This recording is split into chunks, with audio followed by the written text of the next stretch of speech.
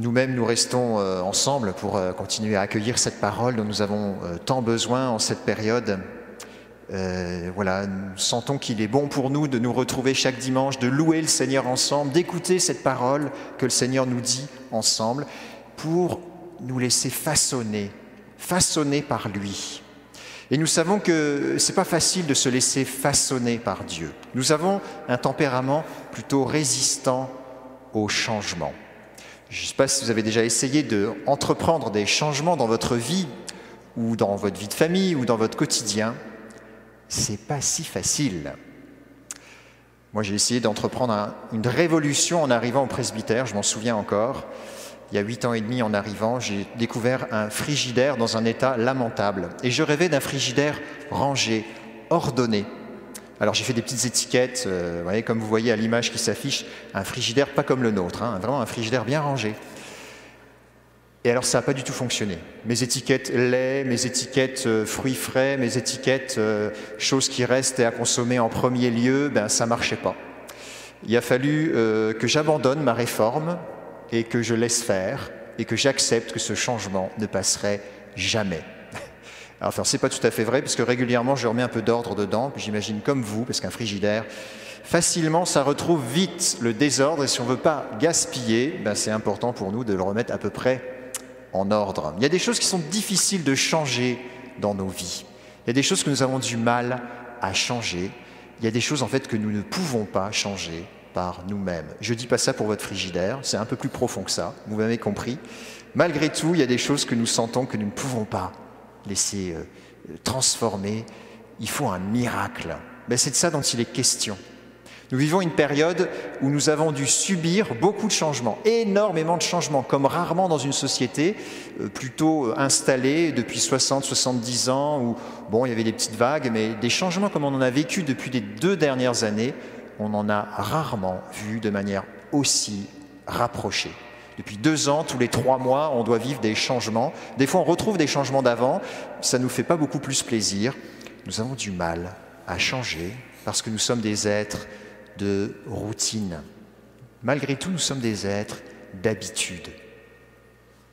Eh bien, cela peut nous menacer, l'habitude. Ça peut être une vraie menace dans notre cheminement. Et dans cette période, nous voulons contempler Marie comme « Voici ta mère », comme celle qui est notre mère dans cette série du mois de janvier. Nous voulons laisser Marie nous accompagner dans ce que nous vivons, qui est très compliqué, très difficile, très inconfortable. Et nous avons contemplé Marie comme celle qui vient nous redonner l'espérance dans des moments désespérants. C'était il y a 3 semaines. Marie qui est notre secours et vers qui on sait toujours se tourner quand on est perdu, quand on va mal. On sait retrouver le chemin vers maman, vers notre maman du ciel. Il y a 2 semaines, nous avons vu comment Marie, audacieuse, provoque Jésus pour initier son ministère. Donc c'est une présence active que cette présence mariale dans la vie spirituelle. Et dimanche passé, nous nous sommes laissés toucher par le secret de Marie. Elle conservait dans son cœur toutes les paroles qui lui avaient été dites du Seigneur et elle crut à l'accomplissement de ces paroles. Oui, Marie avait ce secret de croire à l'accomplissement d'une parole. Mais quelle était cette parole? On va revenir en fait sur ce passage aujourd'hui. Quelle était cette parole qu'elle a reçue de la part du Seigneur? Souvenez-vous, c'est à l'Annonciation, on a entendu ce récit juste avant Noël. « Sois sans crainte, Marie, car tu as trouvé grâce auprès de Dieu. Voici que tu vas concevoir et enfanter un fils, tu lui donneras le nom de Jésus. » Mais attention, la prophétie va plus loin. La prophétie est encore plus grande. La prophétie, elle est encore plus large.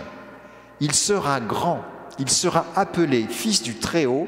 Le Seigneur Dieu lui donnera le trône de David, son père. Il régnera pour toujours sur la maison de Jacob et son règne n'aura pas de fin. C'est ce que l'ange est venu dire à Marie au jour de l'Annonciation.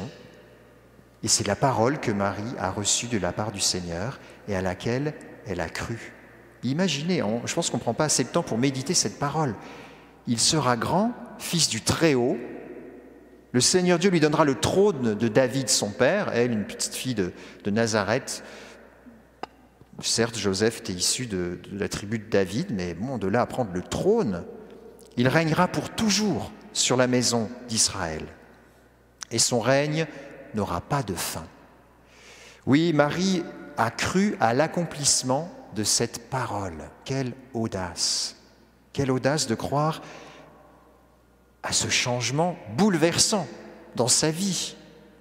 Donner naissance au Fils du Très-Haut, celui qui siégera sur le trône d'Israël pour toujours. Alors Marie, elle pose cette question qu'il est bon de nous poser, que nous connaissons tous. Comment cela va-t-il se faire? Là, nous avons la clé, la réponse. L'Esprit du Très-Haut viendra sur toi et te couvrira, la puissance du Très-Haut te couvrira de son ombre. C'est l'Esprit Saint qui viendra sur toi. La puissance de Dieu elle-même te couvre de son ombre. En fait, c'est la clé de Marie, c'est la vie dans l'Esprit. Elle accepte d'entrer dans une vision qui la dépasse, une prophétie pour elle, mais qui la dépasse complètement, parce qu'elle laisse la puissance du Très-Haut la couvrir de son ombre. Elle se laisse habiter par le Saint-Esprit.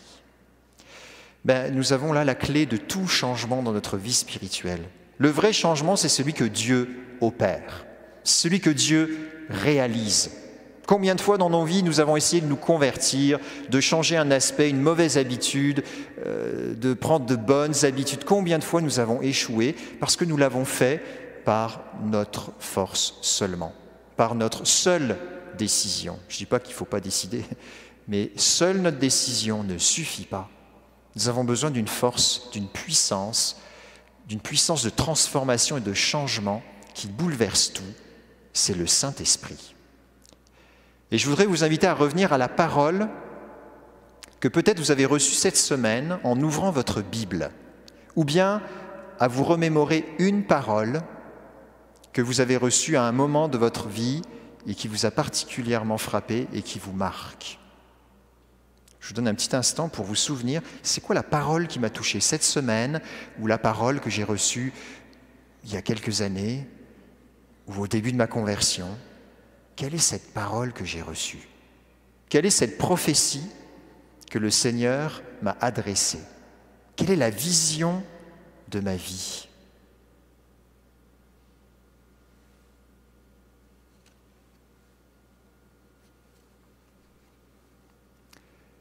Cette parole est importante. Marie la reçoit, cette parole.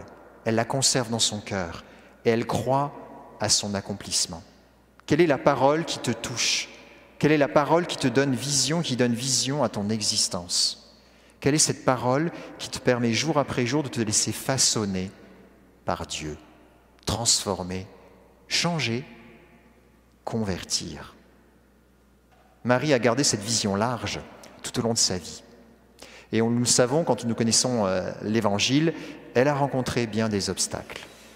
Jésus, lui aussi, dans l'Évangile que nous entendons ce matin, nous sommes dans la suite de l'Évangile le dimanche passé. Il reçoit une parole comme vision de toute sa vie. Cette parole, on l'a entendue dimanche, « L'Esprit du Seigneur est sur moi parce que le Seigneur m'a consacré par l'onction. Il m'a envoyé porter la bonne nouvelle aux pauvres, annoncer aux captifs leur libération, aux aveugles qu'ils retrouveraient la vue, proclamer, remettre en liberté les opprimés, annoncer une année de bienfaits favorable, accordée par le Seigneur. » Jésus débute son ministère, lui aussi, avec une parole. Lui, il la reçoit au prophète Isaïe. C'est étonnant. Jésus lui-même enracine son ministère dans une parole qui va diriger, orienter, donner vision à toute sa mission.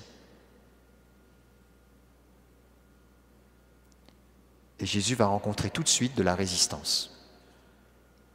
Il est à Capharnaüm, il reçoit cette parole, il l'a dit, on vient d'entendre, aujourd'hui cette parole s'accomplit, à vous qui entendez ces mots, c'est à vous et devant vous que s'accomplit cette parole. Et là, il y a de la résistance. Pas chez lui, chez ceux qui sont à côté de lui. Il se heurte à la résistance de ceux qui connaissent Jésus. Ils l'ont vu grandir, ils sont de Nazareth, ils savent que c'est le fils de Joseph, ils connaissent sa famille. Qui c'est celui-là pour dire cette parole-là? Qui c'est celui-là pour avoir cette vision-là dans sa vie? Pour avoir cette parole-là dans son existence? Quelle prétention! En fait, Jésus fait obstacle à ceux qui ne croient pas en fait à cette parole. Ils n'adhèrent pas à sa parole. Ils résistent. Ils veulent réduire sa vision. Ils veulent l'enfermer. Fais ce que tu as fait à Capharnaüm, c'est-à-dire, vas-y, fais des miracles, guéris les aveugles, allez, guéris, libère les captifs, rends la liberté aux opprimés, vas-y, fais-le comme tu as fait à Capharnaüm. Mais c'est tout. Ils veulent enfermer Jésus dans une vision fausse, étriquée. Et bien Jésus va dire, non, non, non, non, c'est pas comme ça que ça va se passer. Sauf que la résistance est forte. À la fin de cet évangile, il l'emmène au haut d'une falaise pour le mettre à mort. Mais qu'est-ce qui se passe? Jésus reste fidèle à la vision et il passe au milieu d'eux et il s'en alla. Lorsque véritablement nous suivons la vision de notre vie, des obstacles, il y en aura, de la résistance, il y en aura, nous-mêmes on a du mal, mais si c'est la vision qui vient du Seigneur, si c'est poussé par l'Esprit et l'onction que je avance, rien ne m'arrête, c'est le plan de Dieu. Voilà vraiment, frères et sœurs, un secret pour nous, pour avancer dans les moments difficiles, dans les moments où nous sentons que nous devons continuer à nous laisser transformer. Il y en a d'autres qui ne voudront pas se laisser transformer, qui vont s'y opposer, qui vont résister. Mais nous-mêmes, si nous portons une vision profonde qui vient de Dieu, habitée par le Saint-Esprit, nous avançons et nous nous en allons et nous passons au milieu des épreuves. Je me souviens que lorsque j'étais, juste avant de devenir prêtre, en année de propédeutique, ça m'est arrivé une fois dans ma vie, enfin plusieurs fois, mais à ce moment-là de ma vie, dans mon sommeil, j'ai reçu un mot. Ça m'est arrivé 3-4 nuits à intervalles assez proches de suite. Et j'ai reçu le mot « sarepta ». Sarepta, alors quand j'étais en propédeutique, on devait lire toute la Bible, donc j'avais lu le livre des rois, où on parlait de Élie, qui va rencontrer cette veuve de Sarepta. Ça ne m'a jamais rien dit en fait. Pendant des années, je me suis souvenu que j'avais reçu ce mot, Sarepta, comme dans un songe, mais je n'ai jamais su ce que ça pouvait signifier. Sauf que 16 ou 17 ans plus tard, je me retrouve dans la sacristie ici derrière à Saint-Thomas, et puis je relis cet évangile. Mais là, je ne le lis pas dans le livre des rois, je le lis dans l'évangile de Luc 4 que nous venons de lire. Et là, je comprends Jésus qui cite le prophète Élisée, qui n'est pas allé auprès d'une veuve d'Israël, mais il est allé Sarepta, auprès d'une veuve de Sarepta. Et là, ça m'a comme éclairé sur tous les choix que j'avais pris pour quitter mon pays, pour venir ici, pour venir annoncer la bonne nouvelle et venir me mettre en mission ici. Et j'ai compris que le Seigneur venait me confirmer par cette parole que j'avais reçue 17 ans, je ne sais pas exactement combien d'années avant. Le Seigneur venait me confirmer dans la mission que je vivais ici à un moment où j'en avais besoin. Mes frères et sœurs, c'est ça, nous laisser parler par une parole que l'on reçoit, un verset que l'on retient, un mot qui nous frappe. Le Seigneur veut nous faire entrer dans une vision qui nous dépasse, pour nous permettre de traverser, de passer au milieu des résistances, des obstacles, des difficultés. Ici, à la paroisse Saint-Thomas, nous voulons, et c'est la vision que nous portons pour notre paroisse, nous équiper tous du Saint-Esprit. Nous voulons tous pouvoir être équipés de cette puissance qui vient d'en haut, parce que dans le monde dans lequel nous vivons, c'est le meilleur outil ou la meilleure présence divine dont nous avons besoin. Dans un monde où les choses s'effondrent, dans un monde où les conflits éclatent, dans un monde où il y a plein de divisions, dans un monde où même au niveau professionnel, parfois nous sommes difficilement positionnés, nous ne savons pas comment choisir, comment bien décider.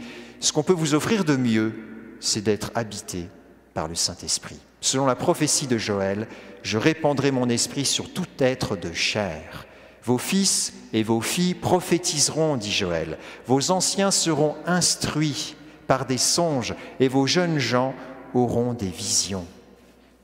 Même mes serviteurs et mes servantes, sur eux je répandrai mon esprit en ce jour-là. Je ferai des prodiges au ciel et sur la terre. Frères et sœurs, c'est ce que nous voulons pour toute notre paroisse en cette fête de saint Thomas d'Aquin. Souhaitons être équipés de la puissance du Saint-Esprit. Nous souhaitons être habités par cette puissance, cette douceur d'en haut, qui nous permet véritablement d'avancer dans la vision que Dieu porte pour chacun et chacune d'entre nous, là où nous sommes.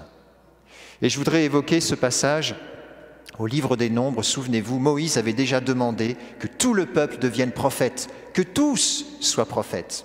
Puis il avait invité les 70 anciens à venir recevoir une part de l'Esprit qui l'habitait, une part de l'Esprit Saint, de l'Esprit de Dieu. Mais il y en avait deux, souvenez-vous, qui n'étaient pas à l'attente de la rencontre ce jour-là, Eldad et Médad. Eh bien, ces deux qui n'étaient pas là, physiquement, ils ont reçu la même part du Saint-Esprit. Ils ont été tous remplis de l'Esprit Saint, même les deux qui étaient absents. Et ils se sont mis à prophétiser dans tout le campement, alors que d'autres étaient surpris de voir comment peuvent-ils le faire puisqu'ils n'étaient pas là.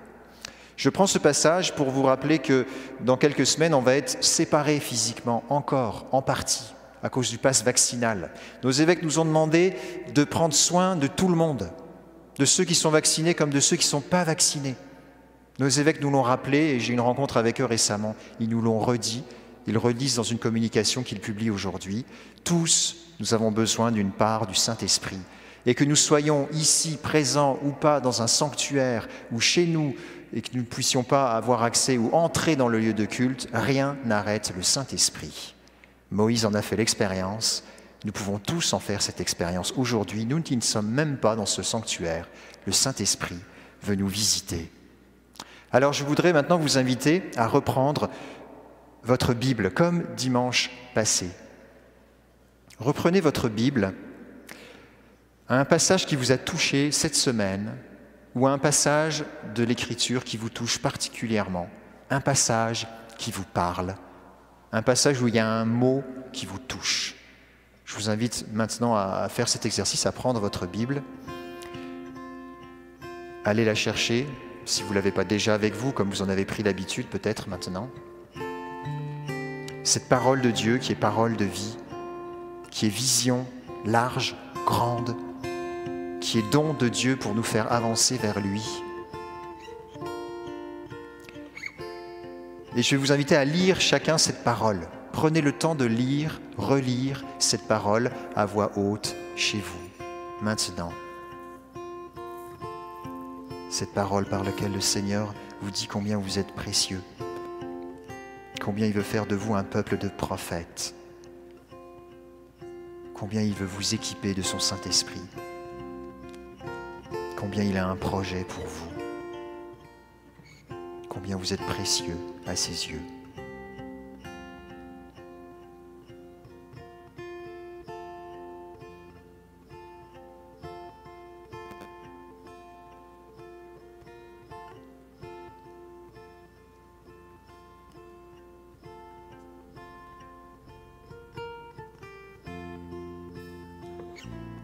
Et maintenant que vous avez relu cette parole, je vous invite à invoquer le Saint-Esprit sur cette parole pour qu'elle soit une parole prophétique, que cette parole soit vivante, que cette parole vous habite, que cette parole vous fasse vivre. Passez au milieu de tous les obstacles et avancez vers le Seigneur. Viens Seigneur, Esprit Saint. Veni Sancte Spiritus, Veni Sancte Spiritus, Veni Sancte Spiritus, Veni Sancte Spiritus, Veni Sancte Spiritus, Veni Sancte Spiritus, Veni Sancte Spiritus, Veni Sancte Spiritus, Veni Sancte Spiritus, Esprit de lumière, Esprit créateur, restaure en nous la joie, le feu, l'espérance, affermis nos âmes, ranime nos cœurs, pour témoigner de ton amour immense. Esprit de lumière, Esprit créateur, restaure en nous la joie, le feu, l'espérance, affermis nos âmes, ranime nos cœurs, pour témoigner de ton amour immense. Veni Sancte Spiritus, Veni Sancte Spiritus, Veni Sancte Spiritus, Veni Sancte Spiritus.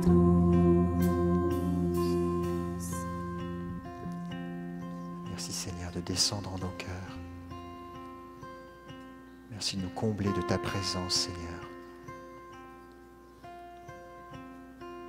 Merci de faire de nous un peuple de prophètes, Seigneur. Merci pour tous les charismes et dons que tu déploies maintenant dans nos cœurs pour avancer à ta rencontre, Seigneur.